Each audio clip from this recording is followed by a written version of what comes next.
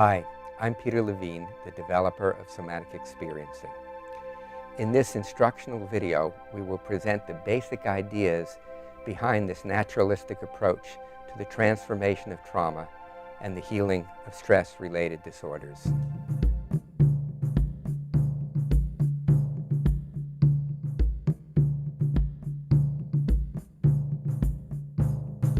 I'm Steve Hoskinson, and I train people, professionals all over the world, in somatic experiencing. You may not know this, but somatic experiencing is taught on every continent of the globe. It's taught to professionals from neuroscientists to psychologists to body workers, and every one of them is interested in the better working with trauma. Now, we understand trauma not only from the perspective of some kind of event, but we look at trauma from the nervous system perspective. And what we need to do in order to work with trauma, and what you can learn to do to work with trauma, is to see how this happens in the nervous system. See, the state of the art in terms of trauma treatment right now is exposure therapy. Those exposure therapies are largely based on content-driven exposure. We don't look at content per se, we look at the actual arousal cycles in the nervous system and train people to see the subtle signs of those activations and be able to work effectively with them. When out of the blue we perceive threat, our bodies definitively react to protect ourselves. We do this with stiffening, with retracting. We do it with fight or flight. We do it with freezing or collapse. These emergency reactions are meant to be temporary. However, what happens in trauma is that our bodies and brains become stuck. Our necks and shoulders stiffen. Our guts go into knots. Our breathing quickens and goes in the upper part of our chest. Our heart beats wildly. Or, alternatively, we collapse into helplessness. These are all things that our body does immediately and instinctively to protect ourselves. To protect ourselves from the initial and the actual threat. However, when this reaction becomes chronic, we develop the debilitating symptoms of trauma. From this point on, our bodies continue to signal to our brains that we're in danger, and hence we perceive threat where it doesn't exist. Until we're able to change the internal sense of our bodies, we will remain traumatized because our bodies will be continuing to send that message up to the brain. In somatic experiencing, i.e. the experience of the body, individuals are guided to change their bodily experience and in doing so, move out of trauma. They learn that they can shift from fixity and helplessness to flow, vitality, and wholeness. What you see illustrated in this diagram is the evolution of our nervous system's response to threat. The oldest survival system is the primitive, non-myelinated or dorsovagal system. 400 million years ago, it made its first appearance in the jawless fish, creatures that live on the bottom of the ancient ocean. The survival function of this system is the shutdown response to conserve energy. If we experience mortal threat, what we do is we lay low, we don't move. Our whole breathing, our respiration, our heart rate is decreased to just barely enough to survive. Next in the evolutionary timeline, to the reptilian period, the system that mobilizes vast amount of energy that are needed for terrestrial life, basically the fight or flight response. Finally, in the higher mammalian and primate species, a breathtaking refinement took place. The new addition for these higher mammals and primates is what Dr. Steve Porges called the social engagement system. The function of this advanced system is to seek safety in group affiliation. Often this is with face-to-face emotional contact. This is a further illustration of what Stephen Porges calls the polyvagal theory of emotion. The social engagement system involves the most recent parts of our brain in the prefrontal areas of the neocortex. As you can see from this chart, this system allows us to be in relationship, not just with members of the opposite sex, as in the illustration, but with each other. This system communicates with facial expression and with vocalizations that we make. So, for example, the soothing voice of a mother calms her upset baby. If the mother is unable to calm the baby, then the baby will go into a state of distress, the sympathetic fight or flight response. The fight or flight response involves a mobilization of our limbs, of our legs and our arms. And again, this is to escape or to fight. Then if this doesn't resolve the threat, or if the threat is perceived to be mortal, then the most primitive system, the system involved with immobilization, takes over. And as you see in the bottom part of the figure, this system shuts down our lungs, our hearts, puts our guts into overdrive. It overactivates our intestines and therefore creates symptoms of gastrointestinal distress. These are profound nervous system states, the states I've just described. We can't talk the person out of fight or flight or shut down. It has virtually no effect on those systems.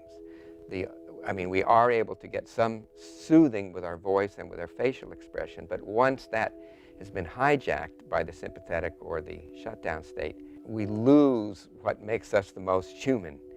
It's through body sensation that we're able to actually move out of shutdown, move into arousal, fight or flight type states, and then return to social engagement. And the SE therapist helps track the client moving through these different states until they come back to relaxation and feelings of goodness and wholeness. Whenever we experience novelty in our environment, such as the snapping of a twig, our biological response is to orient towards, to locate the source of that novelty, and to discern what is the relationship it has to us. So for example, is it a source of safety, a source of food, a source of shelter, or is it a source of danger? And if it is a source of danger, well, what should we do next? In this video, you'll see an example of a herd of impala peacefully grazing on their afternoon repast in an uplands glen. Then suddenly, one member of the impala detects something, and you'll notice that. You'll see the ears perk up. They're trying to localize the source of the sound and to determine whether it's a threat. Now, when they do that, their posture also stiffens. And as their posture stiffens, the other impala pick up the same sense of novelty, of needing to scan, of trying to locate through sound, through smell, and to some degree through sight. They are hardwired to seek out what might have caused the first one's ears and the first one's body to change. So they're all starting to search.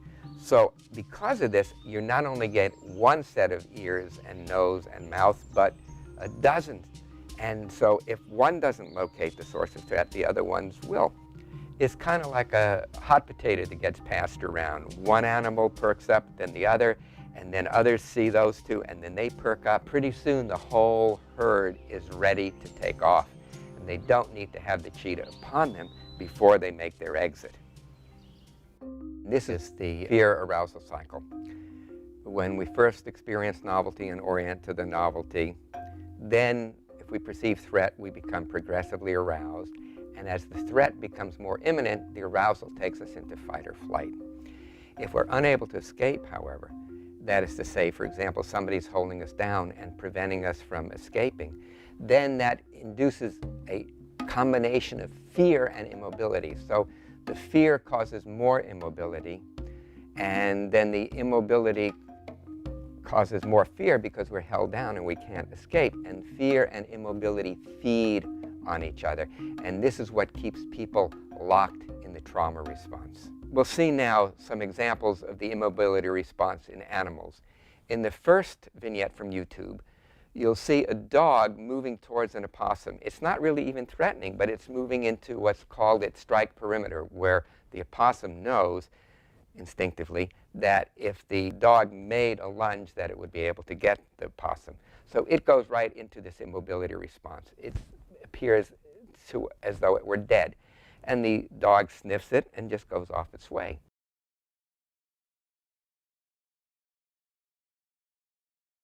Now, in the wild, say a coyote came to the opossum went into the immobility response.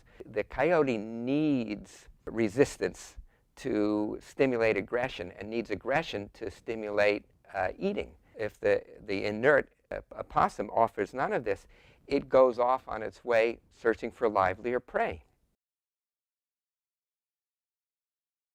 As I said before, immobility and freezing are time sensitive. So the animal goes into the immobility response, as exhibited by Brer Rabbit here.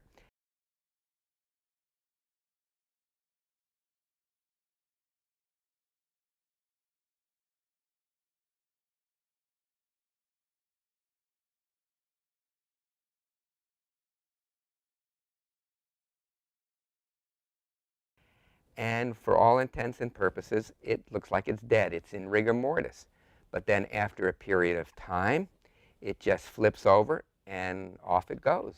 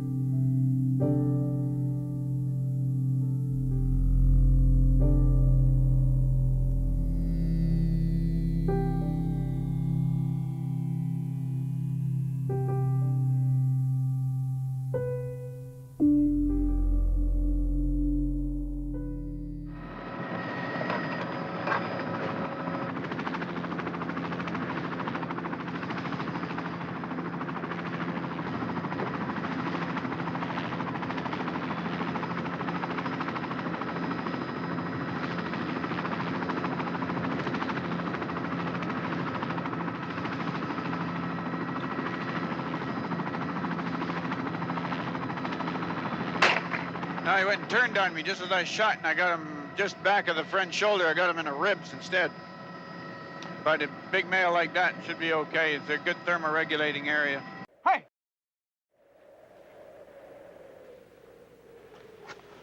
Get an animal like that, and he's just... Still blinking there on Yeah, the no, that's all right. It's just He's perfect. He's absolutely perfect. You see the size, he get a bit bigger neck and so on, yes.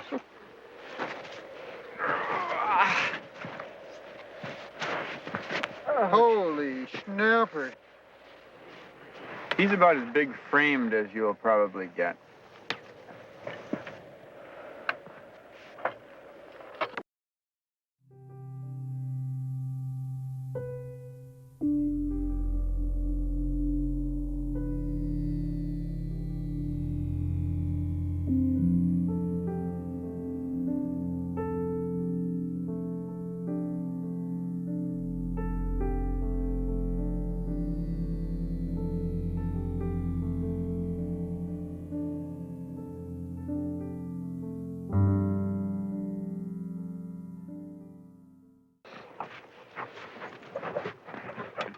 If you watch that animal after he finishes convulsing, you'll see, because he's aware of the fact that we're all around him, and it's a very stressful experience for an animal like a polar bear. After he settles down, and then he'll start doing a couple of deep breaths, and then he'll breathe really nicely, and it'll really...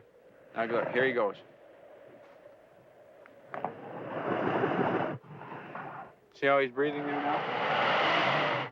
You can see, so that even though it looks a little unpleasant to look at him convulsing like that, in fact, it lets off all that stress, and he then is able to relax and sleep the thing off.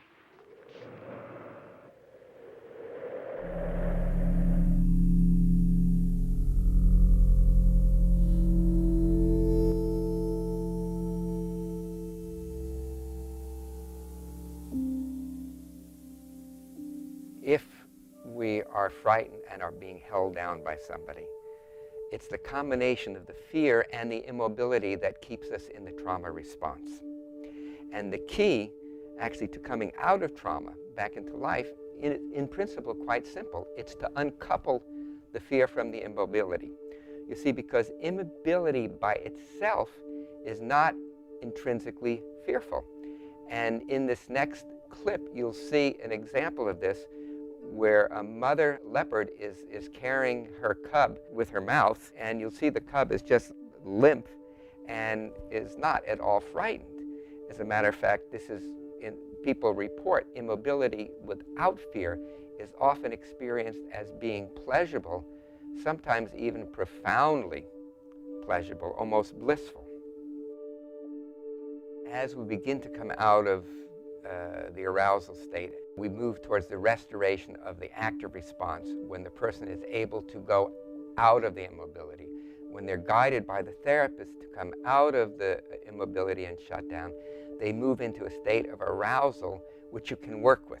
This is the mobilization for fight or flight. So just as they come out of the immobility, they may feel the impulse to move with their arms and their legs as though they were running. And again, the idea is not just to voluntarily run, but to feel the running response, the fight or flight response from the inside, and being able to complete it in a way that feels successful and feels pleasurable and mostly feels empowering. In this video, you will see the distillation of 5 sessions of therapy work that I did with Ray, a Marine who was blown up by 2 explosive devices in Iraq. He served in Iraq and Afghanistan. And you will see how he moves from being really severely debilitated by PTSD and other issues to restoring his vitality and his purposeful direction in life.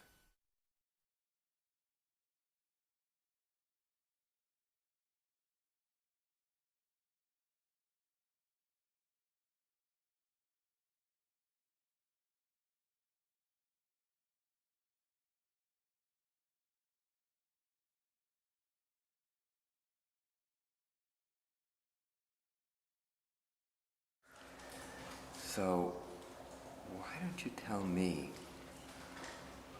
in your words, what kind of help you think you need, what you've been struggling with? I'll say the biggest thing I've been struggling with was probably just PTSD. Yeah.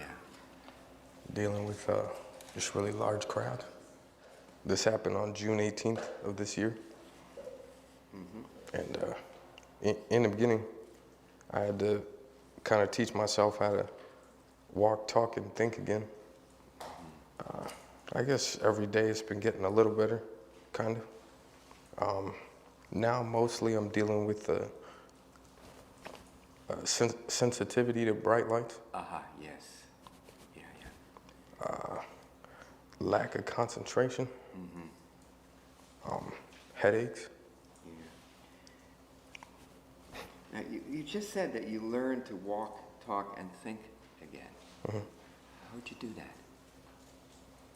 I just fought for a lot of things. You fought for a lot of things. Everybody told me I would push things too much, but I just fought for everything that I wanted because I wanted to be able to. I don't like it when people take care of me. I can't stand it. So I mean. You want your independence. Exactly. Yeah. I wanted my independence back. It sucks at night. Really. Let's see. It sucks when it comes time to sleep with the fear of actually going to sleep and having a nightmare. Yeah. The involuntary movements that you make with your head and neck like this, when did that begin? I want to say like a month and a half after the blast. The core symptoms of Ray were what was diagnosed as Tourette's syndrome. Now, however, from my perspective, it was not Tourette's syndrome, or it had the so-called Tourette's syndrome had a very different way of looking at it. Here's the situation.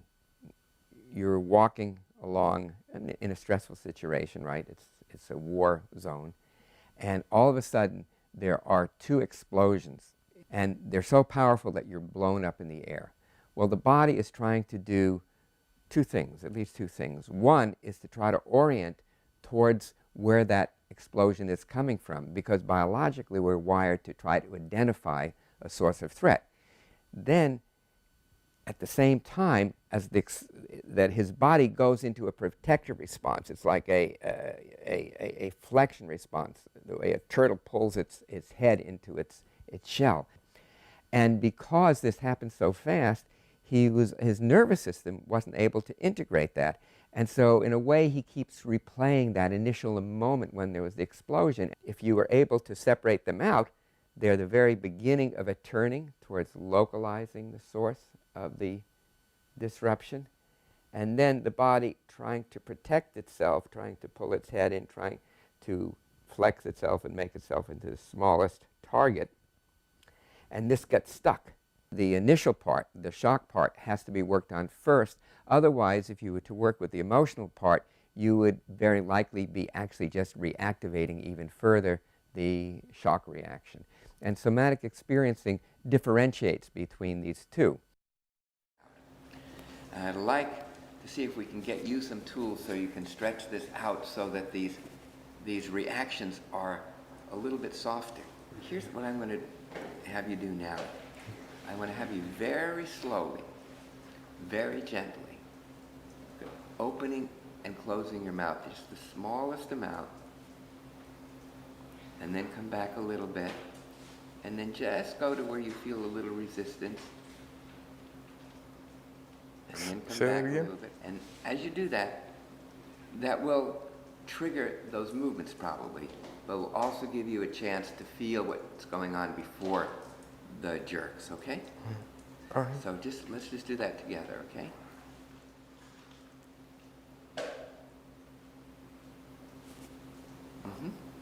Did you feel what happened that time?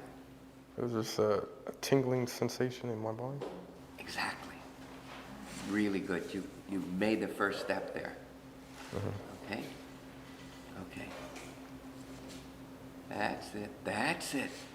What did you feel just before that happened? Or just when that happened? Just weird tingling feeling. That weird tingling feeling. Okay. And where do you feel the tingling? I don't know, just kind of starts like in my entire body. Okay. Okay. Keep on. It's okay.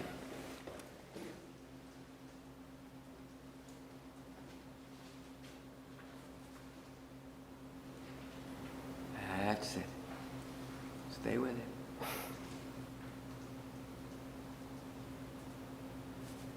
That's it, that's it, that's it. That's it. Wonderful. You got in under the radar that time. Did you feel that? It was a little less relaxed, or harsh. Harsh. Exactly, exactly. Noticing your fingers are a little bit warmer. Yeah. And your jaw, face, and neck are quite a bit more relaxed. And your breath is a little more free, a little easier. You feel that? Yeah. I've been able to kind of relax. Kind of relaxed. Yeah. Not so nervous about the crowd. Well, but I think it's even more fundamental than that. I think you're just more relaxed. You know, sometimes on a foggy night, when the boats are coming in, the Coast Guard boats and the other boats, the foghorn sounds, and it makes a sound like something like this.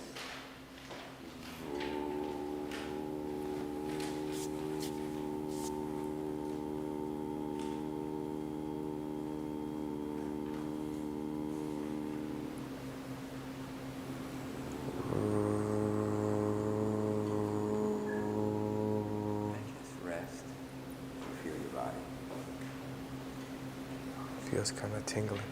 Tingling? Tingling. Unpleasant or a pleasant? Oh, feels very nice. Yeah. I mean, you could see it was a nice tingly. Your face had a relaxed smile. Yeah. All right. Kind of like I can feel my legs start to relax and just kind of goes up. Fantastic. Well, I mean, it's like, I don't know, it's kind of like a total relaxation kind of feeling. Yeah. That's a pretty good description. Because honestly, when I first came, my very first session, I remember in LA, I thought this was the dumbest thing in the world. I honestly, I was so resistant to it. And I was like, you know what, screw this. Let's put forth the energy needed for this to work and see where it goes. And The payout of this work, I noticed from the first session of my twitching, was tremendously down. And I knew that when I would start twitching that I could just remember what he did in the session and do it on my own.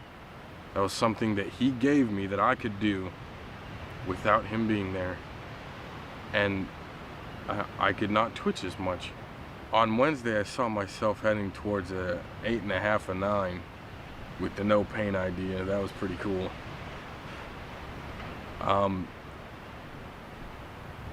But honestly, that really hasn't changed. I could see the 8.5, 9. With Peter's work and with me continuing to do it on my own time, I could honestly see that. I would say don't stick with just medication. Don't think that completely numbing someone through medication is the answer. Look into other means of healing, because it's out there. You just need to look for it.